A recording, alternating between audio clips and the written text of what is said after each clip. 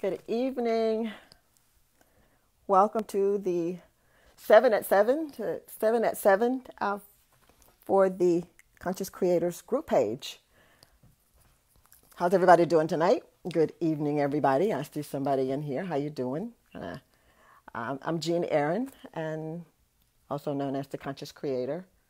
Like you, hopefully like you yourself. You consider yourself conscious and a creator, co-creating with the universe, with myself and your family and your friends and whomever you can manage to partner with to co-create an experience in your life. Everybody that you interact with, that's what you've done. You've manifested them into your reality, and they've manifested you into theirs, and you all have created an experience, a connection, a relationship, a partnership, a co-whatever. But you're creating nonetheless. You're manifestors. And good evening. It's Sunday afternoon, and it's 7 o'clock. Every Sunday evening at 7, I try to stop by and see you, kind of visit you, call you my clients for the evening for 7 or 17 or 27 minutes to share to give you a mini life coaching session. I'm a life coach by profession. Do that part-time, not full-time anymore. I kind of retired a few years back, but I couldn't just sit down and I decided to, to provide to continue to do something, to be useful to me and to enjoy and to be active. So I'm coaching. I'm life coaching. I partner with my clients as an accountability, more or less accountability partnership is what we do. We partner and we work together on projects or issues, obstacles, or situations that kind of detain them from reaching their goals and manifesting the lives and the experiences that they want to have in their lives. So that's what I do. I do that by profession, and I enjoy it. It's kind of fun. But on Sunday night, I stop in and I try to share, do a mini session with you, with the Facebook group page, the Conscious Creators group page. I try to come by and share, share a kind of give you a mini session, kind of an overview of a session that I might conduct once at some time during the week with one of my clients. They come with, like I said, they come with all types of situations and issues, and I don't like to call them issues, but they come with situations that we work together on to iron out and to smooth sailing and get them on the road to manifesting their lives and jobs and getting projects done, books written, books marketed and published, and businesses opened and started. That's what we do. We do that. And on Sunday, I kind of shorten it, kind of do a brief overview, and present as a kind of a chit chat with the Conscious Creators group page. So here I am tonight, Sunday night. Weekend is almost over. I'm kind of delaying a little bit because I'm waiting to see if we're going to have any company. But nonetheless, we will be recording it, so we'll pass it on down to the YouTube channel. And for those who miss us, they can we'll invite them to join us or view the mini session on the YouTube channel later on in the week. Probably tomorrow or Tuesday we'll have it online. So anyway, tonight we're going to be talking about mistakes and failures and errors. Those are kind of things that kind of stop or get in the way of people accomplishing and getting done what they want to get done. They start something, they get started, and oops, there's a mistake, and throw their hands up, get frustrated, kick the dog, the husband, the wife, whatever, and get upset and angry and frustrated, and sometimes they just give it up, But I'm one to tell them that no, don't let one mistake or two mistakes or 20 mistakes or in some cases 1,000 mistakes. Don't let that stop you. You keep on keeping on until you get to that result and that conclusion and that success that you're seeking and that you're striving for. So I'm going to talk a little bit about failure and mistakes and errors and how we know how they stop us, but we want to talk about how we can flip the flip the script. Change the script, change how we react and respond to those incidences of failures and mistakes, and see what we can do about them. Hi, come on in. We'd glad to see you. Come on in. So tonight is what we're going to be talking about. We're going to be talking about life, a life of mistakes and failures and errors. So wanted to kind of give you a few announcements. I got a couple of announcements I wanted to give you. I know that we said that we had a scheduled workshop in August we're going to do habits. We're going to talk to some folk about habits, do a 4-session workshop. But we had to kind of can that because most of the people that inquired about it wanted to know if we would do it as a webinar, as a virtual, rather than in person, because we're still in that COVID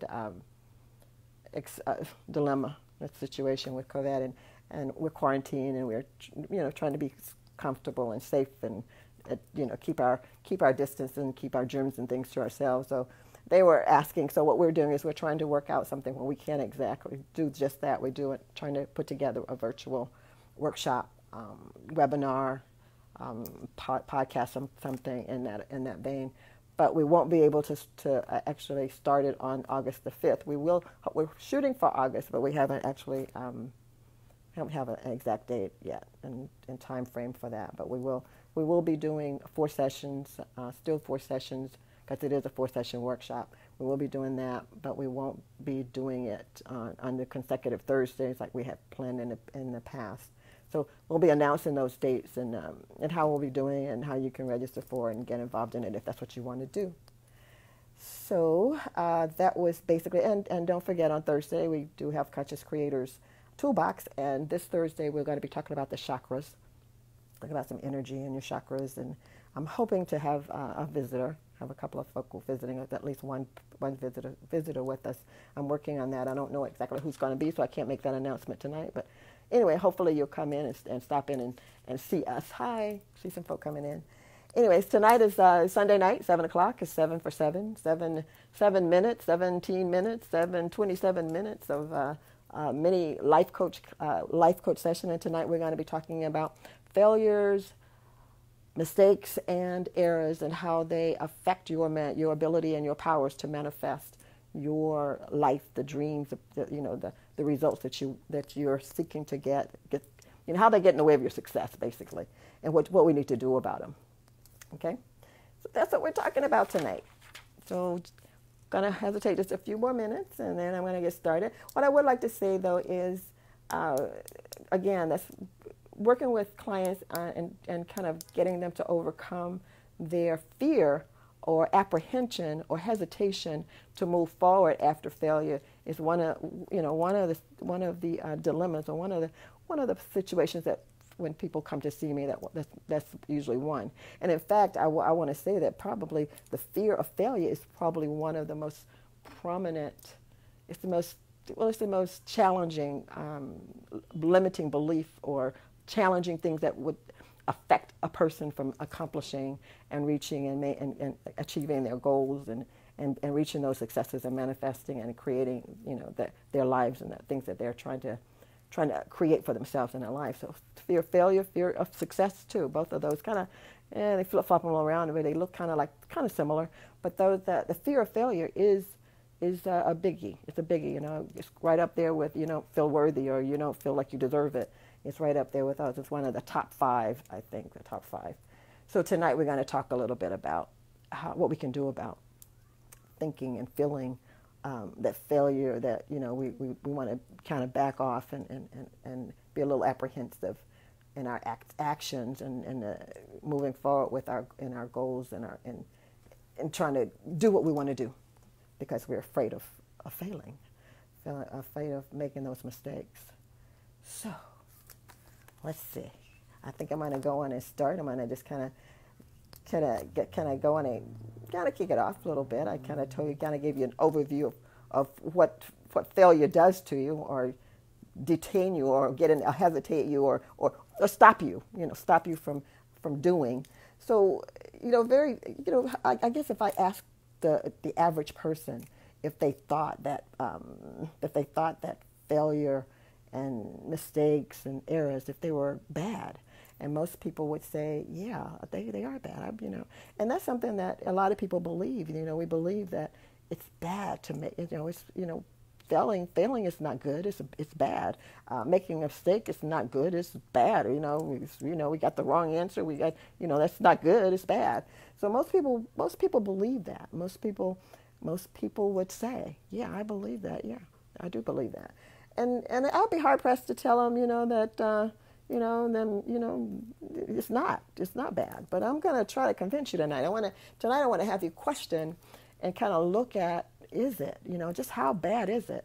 I looked up the definition of mistake and failure, and it didn't say it was bad. It just said it was, it was judging. I'm going to see if I think I have the definition here that I wrote down. It said that, what did it say? It said that it was, I didn't write it down. Did I not put it down? I guess I did it. It said that it was a judging, how did it put it? It was judging an action to be wrong or incorrect or something similar to that. And it didn't really say it was bad. It just said it was incorrect. It was wrong. It wasn't right. It wasn't correct. It was incorrect. So, even the definition itself doesn't call it bad, but we deem it bad. And even as young children, when we are just very young children, we learn at a very, very early age that, making mistakes and failing and doing something wrong, it gets the disapproval of the grown-ups. And we learn that it's not a good thing to be wrong. It's not a good thing to be to make a mistake or to have an error or fail at something. Parents give us an instruction or something to do, and we often do it. And if we make a mistake, of course, and it's something that is just terrible, go put this glass on the high, go put this glass go take this glass, or take your cereal bowl and put it in the sink, and on the way that, they've got, milk all over the floor and cereal all over the floor. So that's, they made a mistake. And, sometimes the mommies and daddies get, frustrated and they learn, if kids learn that making a mistake is not a good thing. It's a bad thing. People get upset. Parents get upset about it. Grown-ups get upset. Grown-ups want to, kind of, give you a little swat on the bottom sometimes, or put you in the corner and time out or whatever. So they learn. We learn at a very early age to be uncomfortable and just don't like to fail. We don't like it. We don't enjoy it. It doesn't get us any brownie points. It doesn't get us any high fives and pats on the back. So we don't like it, and it's bad.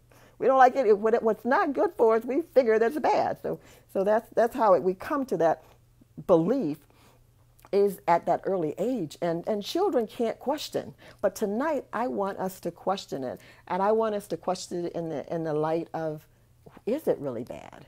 And no, and I'm going to tell you, no, it's not really bad. And I'm going to hopefully convince you, by the time we leave tonight, I'm going to convince you to maybe make a few more mistakes, okay?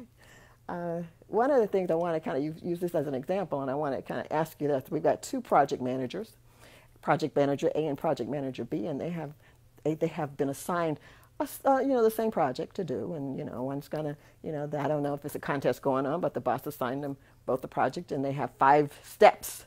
They developed their project plan. They came up with 5 steps to complete this project.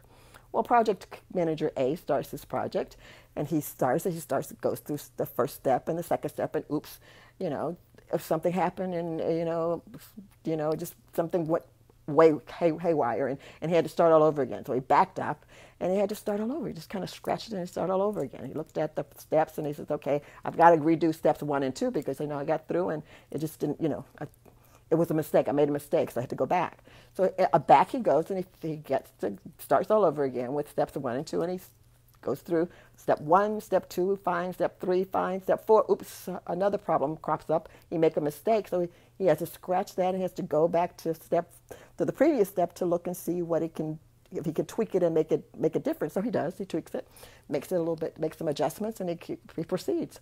So on he goes, and he finally gets to step 5, and he finishes, and he's done with his product, and he's finished with his project. Project manager B comes along, and he starts, remember now, he had a project manager A he had 5 steps, but he had to redo 2 of those steps during the process. So he ended up basically, instead of having 5 steps, having 7 steps. And he probably lost a day or 2 in the process. Project manager B comes along, and he's Mr. Ace project manager. He goes through and he gets step 1, step 2, step 3. He would get all the way to step 5, and he's finished. 5 days, 5 steps, he's finished.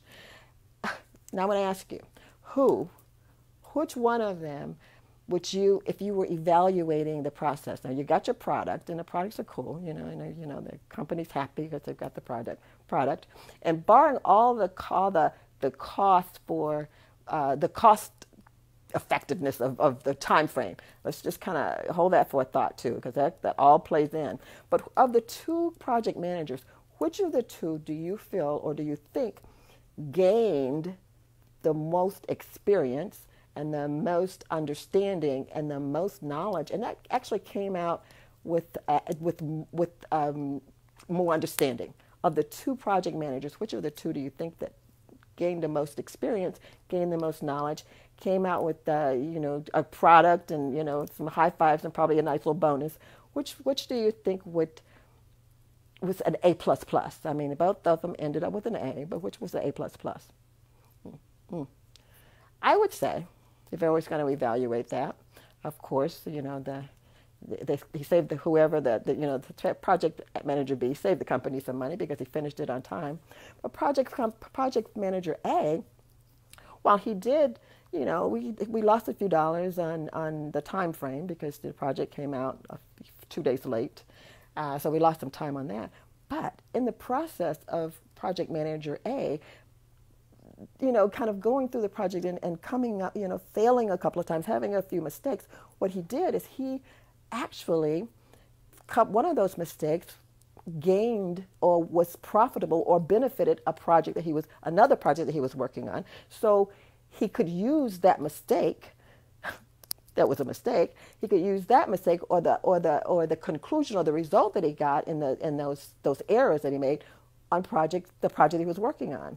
And he also ended up with another benefit from another mistake, the second mistake that he made on a project that was for the future. So he was assigned the project because he had the solution already. He knew exactly what steps to take because he could use the mistakes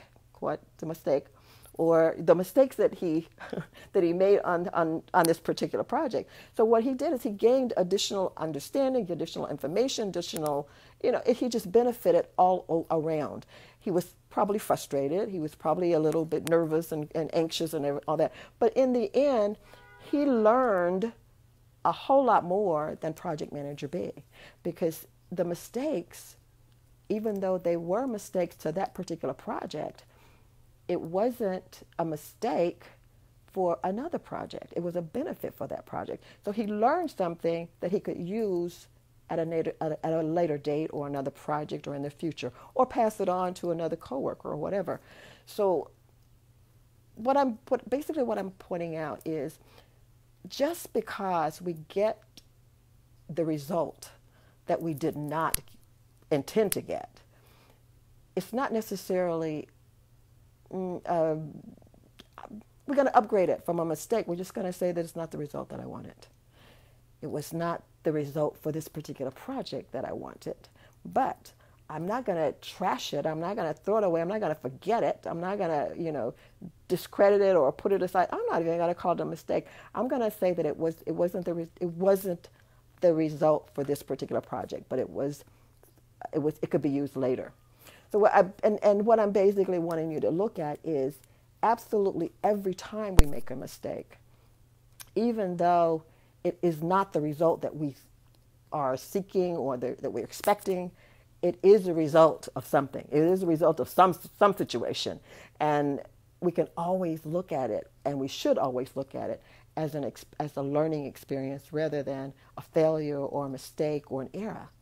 While they are, in reality, an error to your boss at the time of that particular project, it's not an error.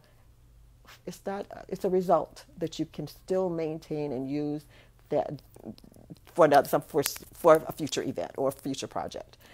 So when you're looking at failures and you're looking at errors or you're looking at mistakes, upgrade them a little bit. Just say that they're not the result. It's not the result that we intend, but it is a result of something. It is a result of something. I know there was something that I was reading. I was looking at some quotes about mistakes, and there was one. It says we learn so much more from a mistake than we do from just sailing through. As project manager B, he sailed through those each one of those steps, and he laid them out, and that was great experience. But he did not learn what project manager A learned in the process of making those errors that he made on the project. He had an opportunity to learn something that he didn't need at this project, but he could surely use in the future for something else, or pass it on. So, the good thing about mistakes is it is an opportunity to learn, and I like to look at it. I like to really look at it, the whole thing: failures, mistakes, errors. I like to look at all of them as not so much, a failure or, woe is me, and be totally frustrated about it. I try to look at it as an opportunity to understand and to learn something else or learn something new.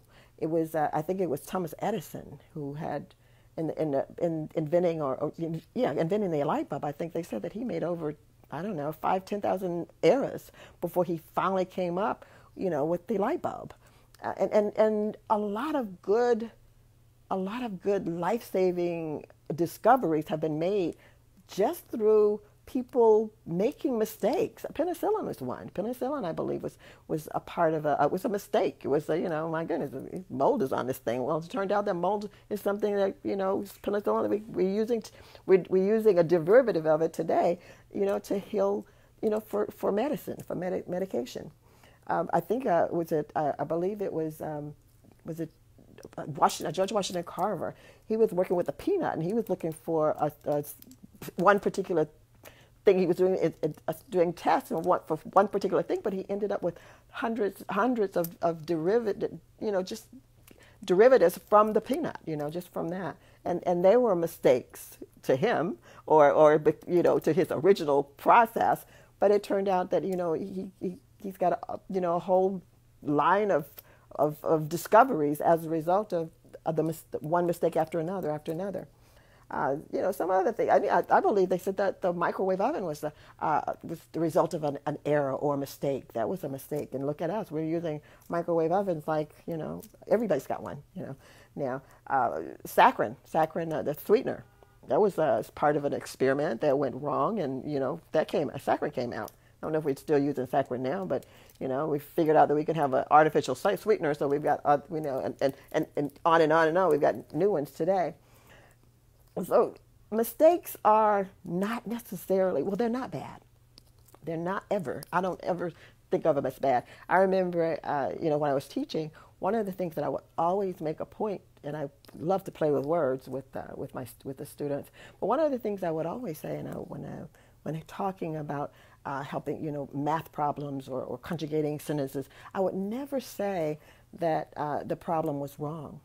I would even say it was wrong. I would say, well, that's not the answer. That's an answer, but it's not for this particular problem. So let's hold on to that. Let's start all over again. Let's get, start from scratch, and let's do this again. And what happens, consequently, is the student is not, he don't hear the word that he failed, or it was wrong, or nothing, or we don't put it in that I don't put it in that content form. I just let him know that this is cool. This is the answer for another problem, but we're gonna do this one again, or we're gonna do this sentence this way because that's not exactly that we're gonna that's for another sentence. We need different words here. So changing it around and flipping it around, it gives them it gives them more confidence in doing it again, or trying it again, or making a second attempt, or the third attempt, or the fourth attempt, because they realize that they're not, even though it's not, making the teacher happy and it's not making that check mark on that paper, but they are learning, and they're learning, and they're practicing, and they're getting an opportunity to do it again if they need to, and again if they need to, and again, and not with frustration, or just feeling depleted, or overdone or undone because of it. So mistakes, errors, failures, if we can just flip the switch on and flip the script on them, and not look at them as bad, because they are not bad. It's an opportunity. It's an opportunity to learn. It's an opportunity to learn something different, or to learn another way of doing it. Because like we'll have to stop and just put some brakes on if we believe that there's one way to do anything. There's many, many, many ways to do one thing you can do. There's many ways to get to it. So it's like math. It's got to be exact science. There's different ways you can get to the result that you're looking for. And the more we understand, the more we learn, and the more opportunities or more different routes we take, then that gives us more experience, more understanding, we just learn more. I always tell my clients that limiting beliefs that are incorrect and wrong, to change them, it takes effort. Sometimes it takes effort, and they don't go away, like without a fight sometimes. But the best thing to do for me is to learn to flip the switch on them, just flip the script on them. And once you can, just say it different. Say it different, and really think about what you're saying. Like incorrect, as opposed to good and bad, it's a whole world of difference. Good and bad is not the same as right and wrong, or correct and incorrect. So don't say that. Don't tell yourself it's bad. Figure out the good part. The good part of it, because when you're thinking in a negative, what we want to do with a negative or a belief that is an obstacle to or in the way of your success, what you want to do is you want to flip it. You want to raise the vibration so that you can get it to a positive. You want to take a negative a feeling or a negative belief. You definitely want to move it from negative to positive, or at least neutralize it at the least. So watch your words, watch what you're saying, watch how you're verbalizing and you're describing things, and really think about what those words really mean, because bad and incorrect are two different things. Right and good are two different things. There's not, you can be right, and you can, it ain't so good, So just watch how you're talking to yourself. The self-talk, you're speeding, you're talking to yourself consciously, and you're talking consciously, but your subconscious is really buying into it and believing it. And to the subconscious, yes is good as no to subconscious. Good, and you start believing that, and it's going to take some effort to unbelieve it or change that belief, or because you want to take a limiting belief and you want it to be an empowering belief. You don't want your beliefs to interfere with your creativity, your manifestation, your wonderful life that you want. You want what you want. You want your intentions. You want your desires. You want your dreams to manifest in your life. And you want to believe it. You want to believe it. And it starts with that. It starts with your self-talk. It starts with what you say to yourself and how you interpret and perceive what you're saying. So remember, mistakes are just an opportunity for learning something new and different. And there's always a silver lining in every cloud. Every dark cloud, there's a silver lining. And there's always a benefit and a positive that will come out of a mistake or a failure. So flip the switch on that. No more bad. They are not bad. It's not a bad thing. It is a useful and a very beneficial thing. So I'm going to tell you, I'm not going to encourage you to make more mistakes, but if you do, it's okay, because you're learning something and you can use that result for another situation in the future. That's all I have for you tonight. It was good to see everybody, and thanks for joining me, and hopefully we will see you on Thursday night for the Conscious Creators Toolbox. Good night, and manifest best. See you next time.